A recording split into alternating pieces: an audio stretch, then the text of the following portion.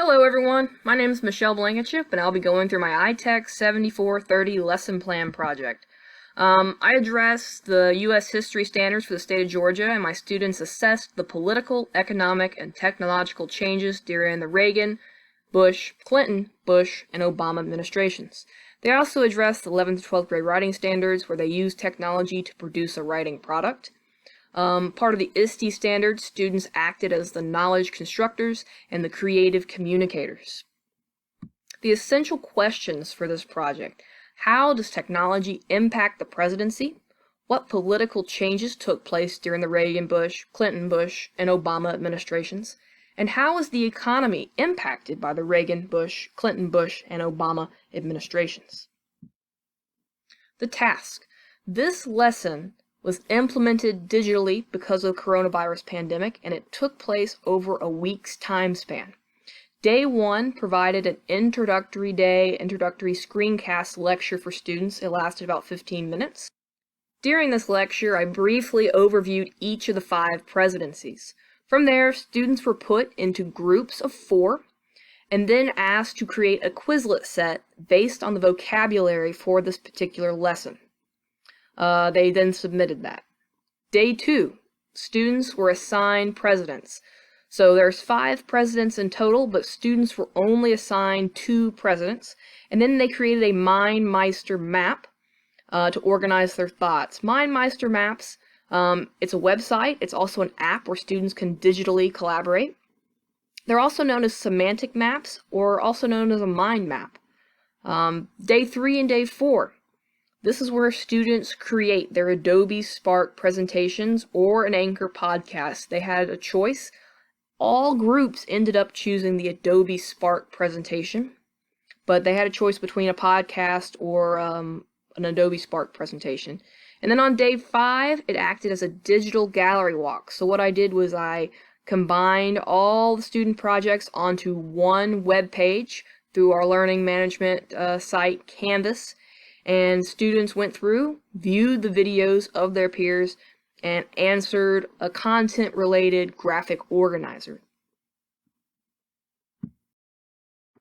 This is Quizlet, where students create flashcard sets to review and practice vocabulary. It may seem rather elementary for a high school class to do this, but this is a small group class with 12 IEPs, so we turn to Quizlet quite frequently, and my students love it. This particular set was created by me, but you can see how easily students can look and review words to create a foundation for a lesson plan. There's also so many different ways they can review to help them moving forward. For day 1, my students were required to create their own individual Quizlet set, and then they sent me a link in their group. This is an actual MindMeister map that students shared with me. This particular group was assigned Reagan and H.W. Bush, but I absolutely love the color organization and the ability to incorporate videos. They meet their task of coming up with the political, economic, and technological changes of this particular president. I also just love how students are able to connect vocab terms and ideas very easily with a semantic map. This next Web 2.0 tool is Adobe Spark. This one's blank. I'll show you a student example momentarily. I just wanted to show you the ease of adding slides, adding video, text, photos. Students can select the particular layout of the screen.